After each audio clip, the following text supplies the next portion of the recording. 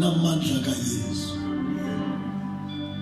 Lihambe lonke laseJudiya, niqabele nihambe umhlaba wonke, nindiqinele.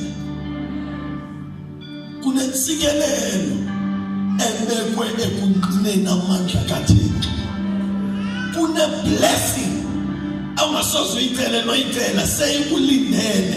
Ipackage yakho seyiready, ilinde abaninzi benu. Imoto enizilindileyo azizovele kusileni ukutya, sinilindele ekusukumeni niyongqina amandla kaYesu ebantwini.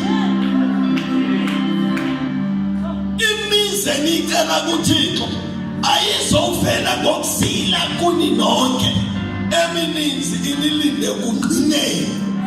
Kukhona abantu engathi xa nifika ningqine nishumayele, athi ndinendlu ayihlali bantu, ndicela uyithathe, uthi uThixo mandinike wena.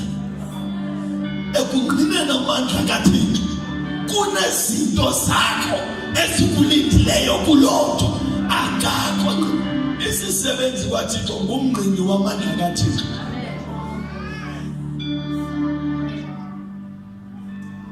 Ndiyaphila. Ngamanye amazwi ndithi umuntu ongangqiniyo u-unemployed. I-rate yokusebenza kwaThixo yeyoba abantu basebenza kangakanani besenzani, bengqina amandla kaYesu ebantwini. Endohleli endlini ongangqiniyo kuthi lo muntu u-unemployed, ukula list yokuthi imisebenzi iyashota kwaThixo. Jesus uthi uYesu phumani niyongqina ethuma 72 yabo, uthi isivuno si-ready, into eshotayo ngabasebenzi. Thandazani ubawo avusa abasebenzi kuhambe kuyovunwa, ngoba isivuno sona sinjani?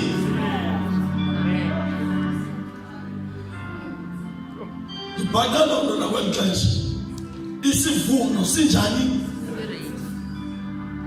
Ishibhini ziyakhula, idolobhu nedolobhu inendawo abokuhlanganwa khona ngeweekend nemini ezikhulu, abancinci nabadala kuyomizwa. Isivuno sinjani? Noma ungangena ezilalini usathana ugqwesile, ngoba isivuno sinjani? Into eshotayo ngabase. Awubawele ukuqashwa uThixo, awubawelina ukuba kwi-payroll kaThixo,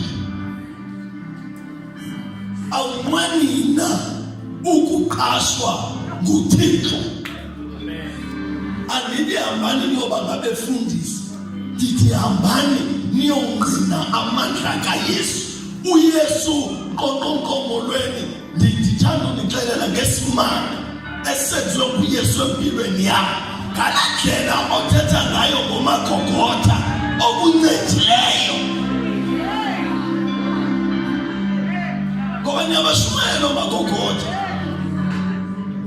nosifo zonke. Meza into endiyityileyo ivele yakhupha zonke izinto, yavomita ukuthi fresh ngesingathi ndingumntwana. Bapha bangqina ngalo ndlela ngoYesu. Athi ndingediwe. Meza uyanazi wena bekushusha phambi kwakho ndingediwe. Uyanazi meli bekumiwa ngamapha ndingediwe nguYesu. Lapho uzoqeda wena meli iza mesa, nemeko yakho ingalunga mesa xa ungeza kuYesu. Bazalwane, amanolandi imiphefumulo, isivuno sigcwele, siyaphuphumala kunqaba abavuni.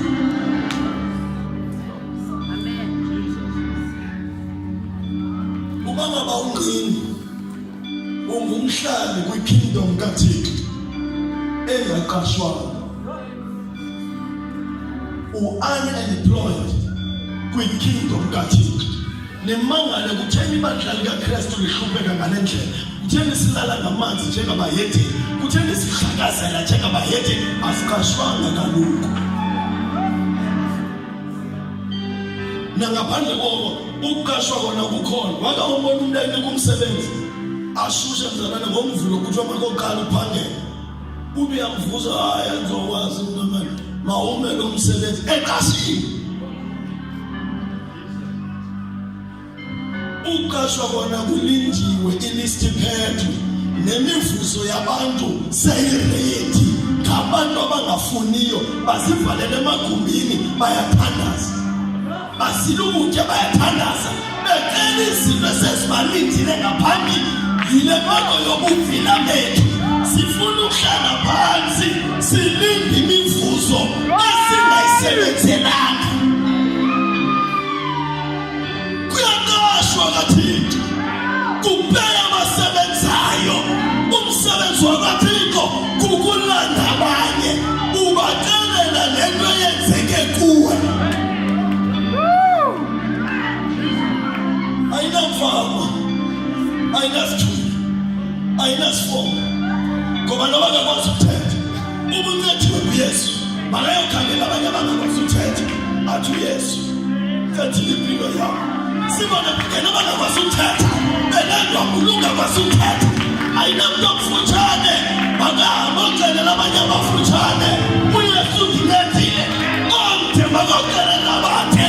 uYesu ndincedile.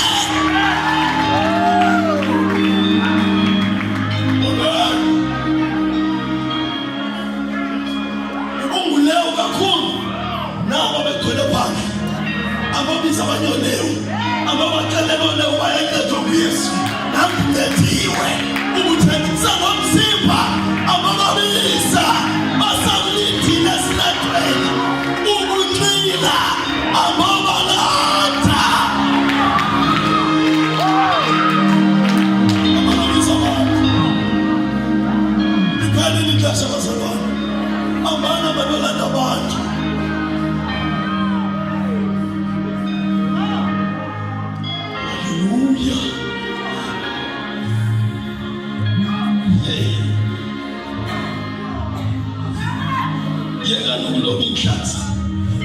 Izange ngizanifundisa ukuloba abantu.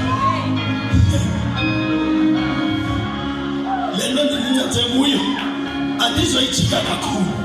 Nditshintsha ndiphenisa iloba. Ubukade uloba amadoda uwalobela kuwe. Ndiyamguqula ndiyakusindisa.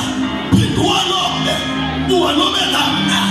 Unendlela zokuloba iintombi zikuthande zonke. Ndiyakusindisa. Phinda ngoziloba usilobela mna.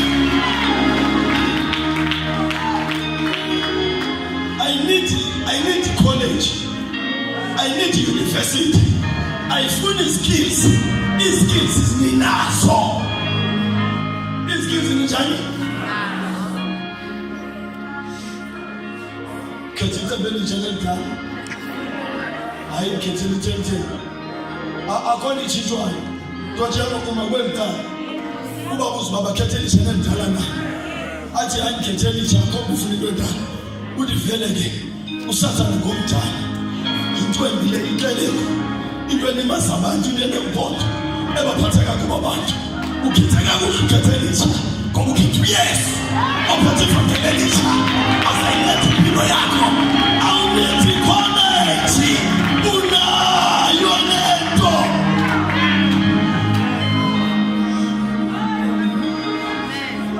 Nawufika kwaThixo. Nivele nibe ngcwele nonke. Kube ngathi zange namosha. Naba abantu basaxhela abantu phambi.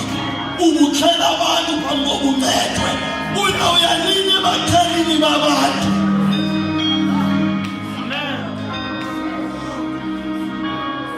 Siswela amagqirha uncediwe uThixo uthakatha. Uthi abantwana. Nanga amagqirha saphinde kuyazazi isayensi zawo futhi. Ulibona siseteksi baya. Kuye lo. Nangihlala ehlobo nami eteksini. Kule mnasekhaya. Dani njengami. Athi ayibona nomuntu hayi ngiyayazi. Kodwa nancedwa. Isimanga sokuba seCalvary. Bayincede impilo yakho. Le kingdom ayisebenzelayo izawuphela izandapha. abantu uThixo ulinde imiphefumulo ezonyembezi zakho ulindela yonke into ndiyacela izaba ngathi awuviyo bengi-drugs nje abantwana benu abanye benu kukungasukumi kwenu. Uyalithanda na?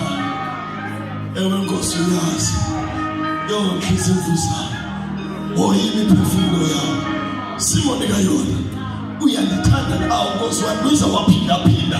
Simoni andithandani nawe, into endidibene nawe ngayo imiphefumulo. Uzayihoya nemiphefumulo ndawunethikile. Simoni ubuya ngithanda xakeka imiphefumulo yakho, xakeka imiphefumulo yakho. Inxaniwe imiphefumulo phandla, ilambile imiphefumulo phandla. Bazama uzigxala ngotywala, bazama uzigxala nge-drugs, abayazi into engabahluthisa. Udlile wena uhluthi, unoyesu uncedakele, uthula ulinenekazi lomnumzana. Ayonto yesuthi ivangeli, ayonto yelokho ezinhle, into yokuphangwa kwemiphefumulo, into yokukhatshwa kwemiphefumulo. I need permission kuhlambulula mfundisi. Ndiyaqala ndiyongqina, zake ndishone kwelicala ndiyombabaza amandla kaYesu. Andinoba ngumfundisi, hayi asoze ndibe ngumfundisi, kanti ndiba ngumfundisi anoba lengqina likaYesu. Abanemali mabawukhangela abanemali, amahlwempu mabawukhangela amahlwempu. Ilanguage yakhe izawungena ngcono. Uze unabantwana oyintombi baninzi ngaphandle apha bazalela igranti karhulumente, uncediwe wena. Wayibona uba ayikho le nto kusalela igranti karhulumente, kudlala ngomzimba wam uYesu.